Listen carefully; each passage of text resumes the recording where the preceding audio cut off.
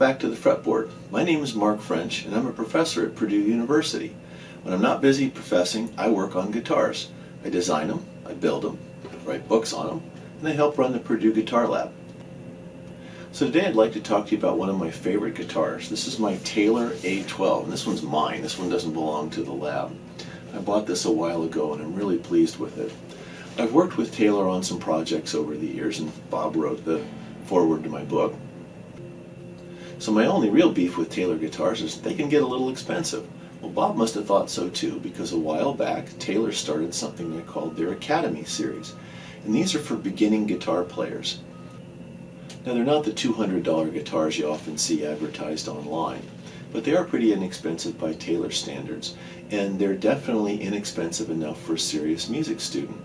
And the way they decided to do this was to take the features of Taylor guitars that really mattered to helping form the sound of the instrument and the playability, and then to eliminate everything else that added cost without really affecting the sound.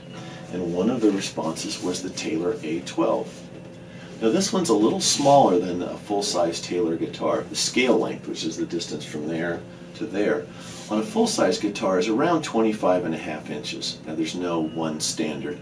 Fender's guitars are typically 25.5 inches. Gibson's are often 24 3/4, and sometimes you see this called long scale and short scale.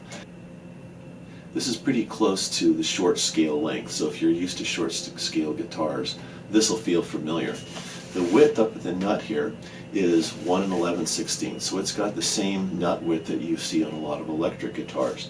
The neck's nice and thin, so if you're used to playing electric guitars, this will feel really nice.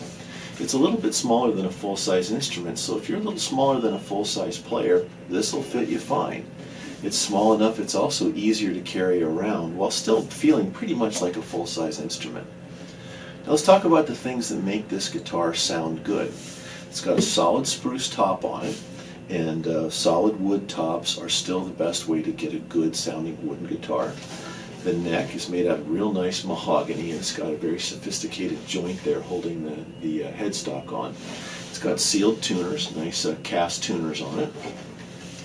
The fretboard is made out of ebony, and Taylor has been very, very much in the forefront of trying to preserve guitar woods in the world. Bob is out planting ebony now, and koa. One of his stated goals is he wants there to be more koa trees in the world the day he dies than the day he was born, and he's well on his way. So you can buy a Taylor guitar and know that the company is treading lightly on the earth and is working very responsibly to source their materials. Now the back and sides are plywood. This is the outer ply is the one you see, and this is a wood called sapele. It's got a nice grain to it, and it's a mahogany-like wood that's not in danger. Now, the bridge, also ebony. Got 6 strings obviously, and the neck joins the body at the 14th fret like you'd expect. Now this one doesn't have any electronics on it. I don't use electronics when I play, so I don't tend to buy it. There is an A12E that does have electronics. There's also an A12N that has nylon strings. I've played it and it plays really well too. There's also an A10, which is more of a dreadnought body shape. Another feature that really makes this guitar nice is one that you're not going to see when you play it.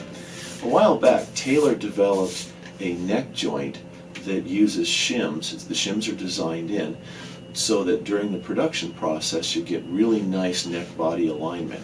They're buried in there and in there.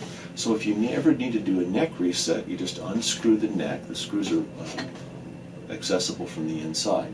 Pop it out, put the new shims in, and screw it back together again. This is something that has to happen at the factory, but it's very quick and the prices are pretty reasonable. So let's talk about the things they eliminated to make it cheaper. There's no binding on this. If you look closely here, I can see the edge of the fretboard there, and I can see the edge of the plywood from the back. Does that matter? No, it'll hold up just fine.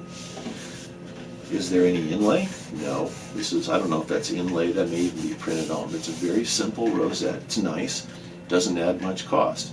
It's got nice X bracing, and one of my favorite features is this nice little shelf here they use to put your arm, so when you hang your arm over it, you don't have that corner digging into you. It makes it nice and comfy.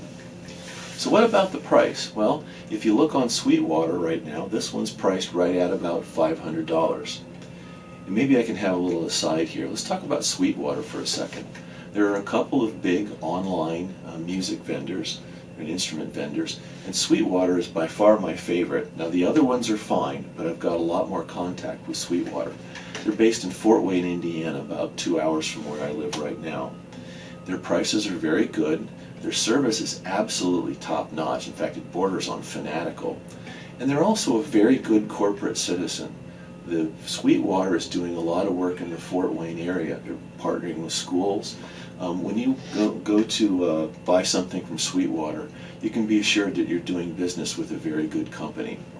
Now, a little disclaimer, I don't have any business relationship with Sweetwater, and I don't have any business relationship with Taylor other than the foreword Bob wrote for my book.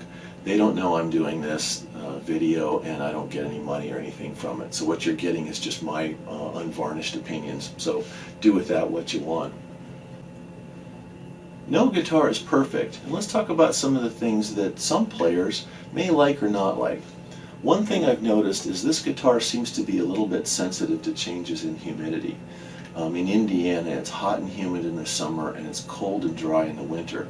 So even in my house, the humidity changes a little bit. Being a guitar maker, I've got humidity gauges in the house, so I can actually have it measured.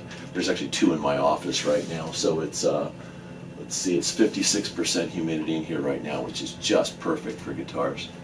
I have noticed that as the seasons change, the height of the strings change, the action changes just a little bit. So I do need to go in once or twice a year. Go into the little screw there and just give the neck a little bit of a tweak. About twice a year I wind up doing that. So let's talk about the Taylor sound. Now, Taylor's manufacturing processes are as good and as tight as anybody's I've seen in the industry. I came out of aerospace and automotive before this, and there are car companies who could learn something from Taylor's manufacturing operation. It's tight, it's really good. Because they have so little build variation, they're able to design in a signature sound, and there is a Taylor sound.